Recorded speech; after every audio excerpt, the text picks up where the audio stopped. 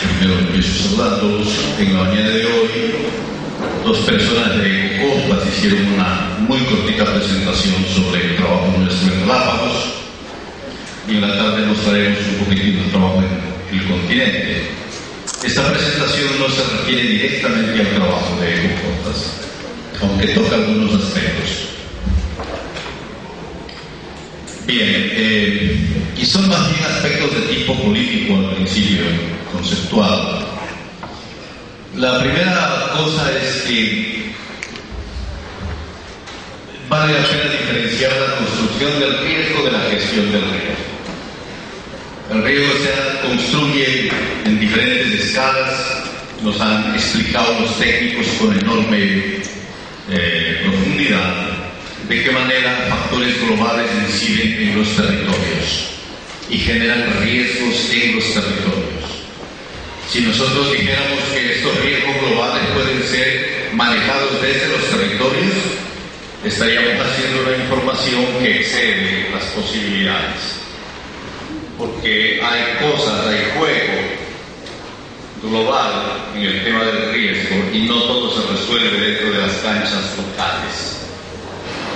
Y justamente las observaciones más importantes son que los riesgos globales nos sobrepasan. El cambio climático es uno de ellos. Podemos hacer cosas para no morir en los lugares. Podemos hacer poco en cada lugar para evitar el comportamiento del cambio climático de una manera rápida. Cuando uno lee los documentos de la estrategia post-Kyoto para 2015, 2025 probablemente, encuentra dos afirmaciones bien interesantes. La primera es que hay unas tendencias globales que contribuyen, bien ustedes, a modificar la naturaleza del riesgo. Naturaleza del riesgo son palabras grandes, y a modificar las características del riesgo de desastres y hacen que éste aumente. Hay unas tendencias globales que cambian la característica del riesgo o de la naturaleza y las características del riesgo de desastre y que hacen que éste aumente. Y hay unas otras cosas que ellos llaman factores subyacentes que no han recibido atención suficiente y que condicionan la resiliencia de los hogares, comunidades, empresas y del sector público. O dicho en términos de gestión del riesgo, hay que seguirse preparando para la respuesta porque vamos a tener que enterrar bastantes muertos para rato. Estas afirmaciones son fuertes. Luego tenemos otra afirmación en ese mismo documento. Las tendencias que contribuyen a modificar la naturaleza y las características del riesgo y que hacen que este aumente son cuatro. El aumento de la interconexión e interdependencia de la globalización, que no creo que vaya a cambiar la próxima semana. La gran dependencia de la tecnología en los mercados, que tampoco tiene pronóstico de corto plazo. Los patrones de consumo y de producción insostenibles, que tampoco son chiquiticos, y el clima cambiante, que es el tema de este encuentro, y que tiene dimensiones bien interesantes. No son tiempos, dicen, es clima, largo plazo. Estas son las tendencias, y estos son los factores subyacentes que hacen que merme la resiliencia de las ciudades, de los países, de las regiones, de la sociedad.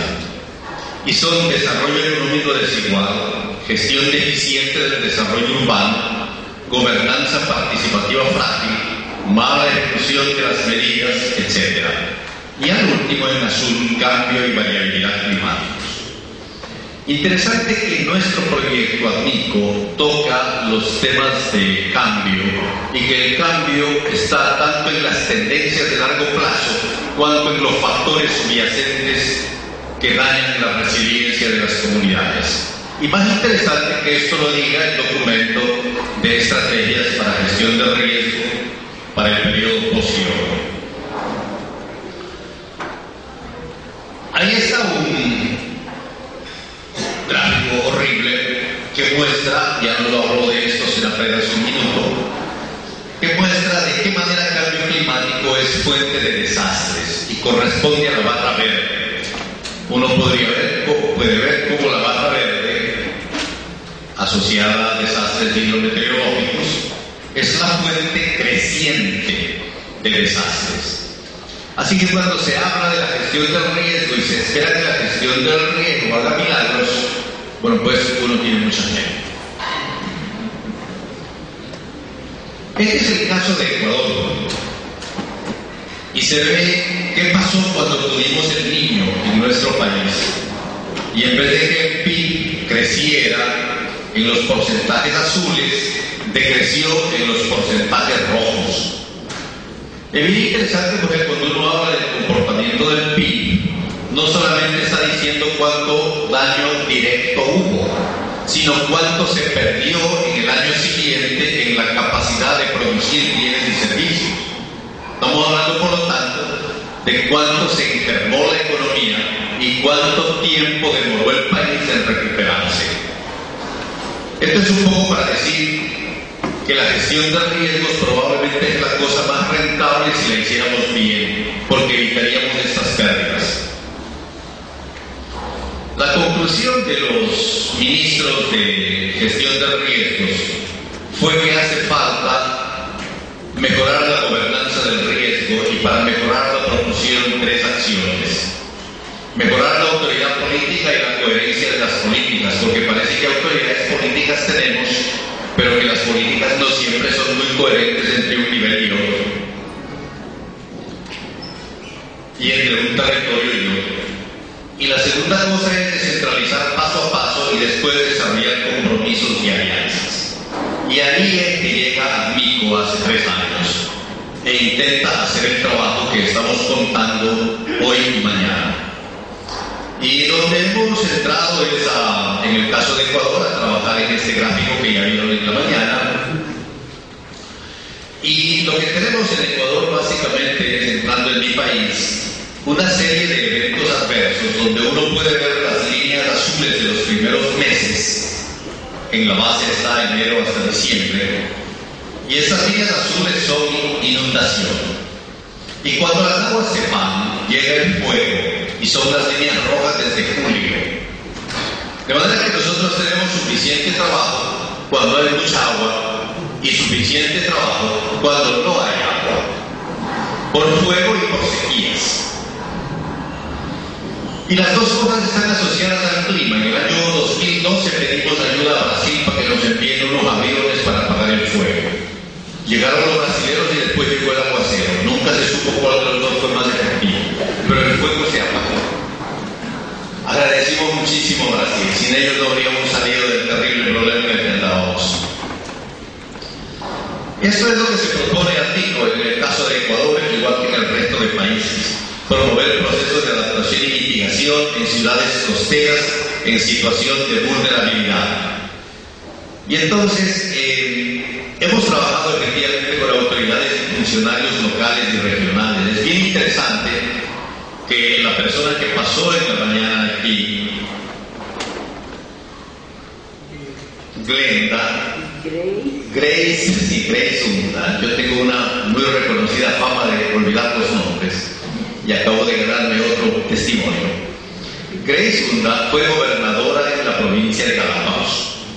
Después fue la persona que dirigió la Oficina de Gestión de Riesgos en Galápagos y ahora está trabajando o va a trabajar en el Consejo de Gobierno en los temas de gestión de riesgos.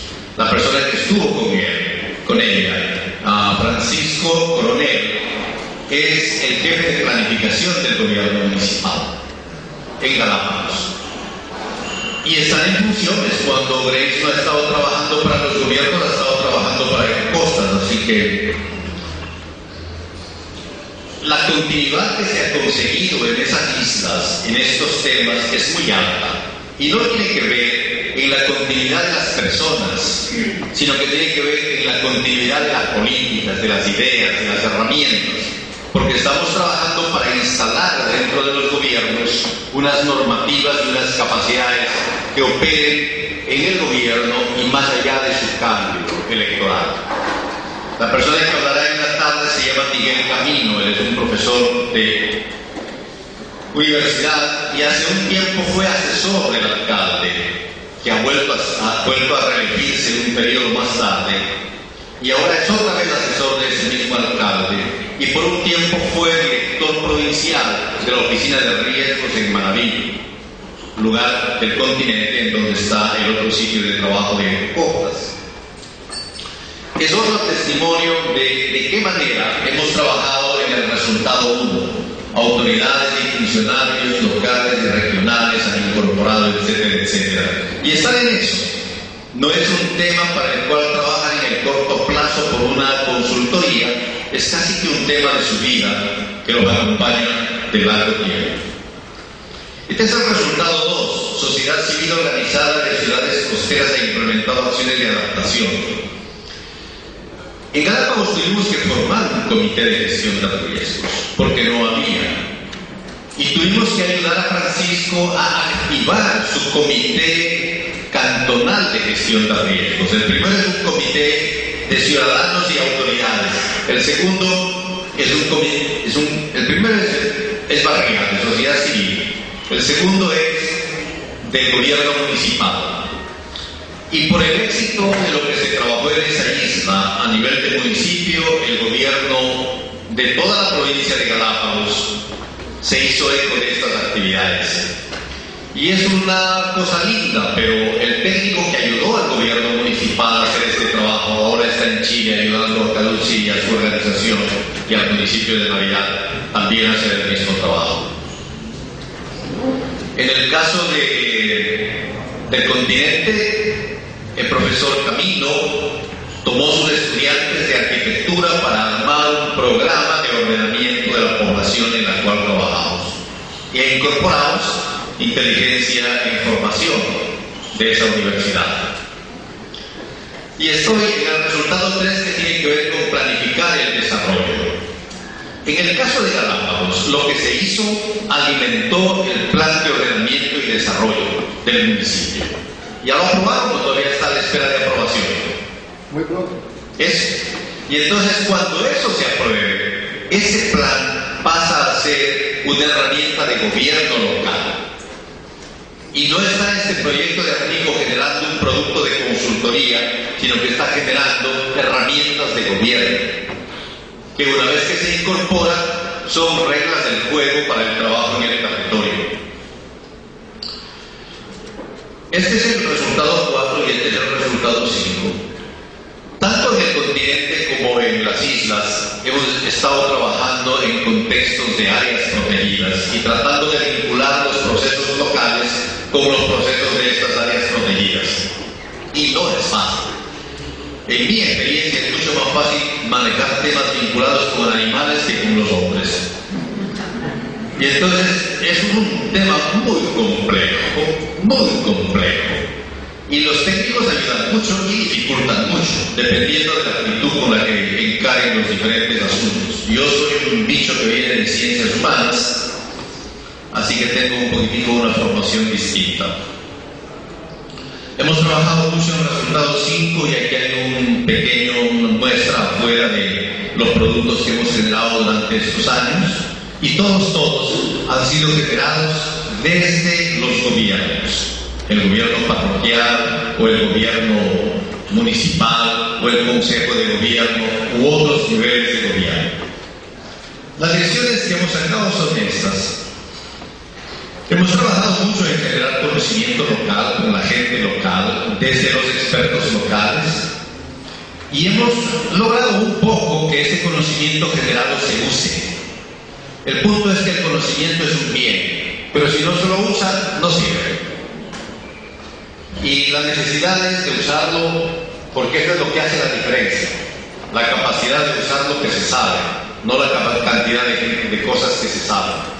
La segunda lección es que al tiempo que se genera conocimiento hay que generar organización y confianza. Si no hay confianza entre la gente, es muy difícil avanzar. Los mecanismos de trabajo nuestros son básicamente de técnicos que se juntan para temas en los comités de gestión de riesgos, y lograr allí instalar los conocimientos es difícil. Es más fácil instalar políticas. Cuando hay una decisión, los técnicos no tienen más remedio que trabajar para eso. Así hay que combinar la construcción de conocimiento con la construcción de organización, con la construcción de políticas, porque eso ayuda a alinear los astros, como dice la gente que sabe leer las cartas. Y bueno, la parte final es, además de poner políticas, poner protocolos, poner normas, poner estándares para asegurar la calidad de las prácticas que se van construyendo y poner sistemas de monitoreo para ir aprendiendo a aprender un poco mejor. Entonces quería decir un tantito cuál es la lógica del diseño de ADMICO y por qué ADMICO ha trabajado del modo en el que ha trabajado en los diferentes países, pero en el Ecuador también, y qué son los aprendizajes que hemos hecho durante este tiempo. Gracias.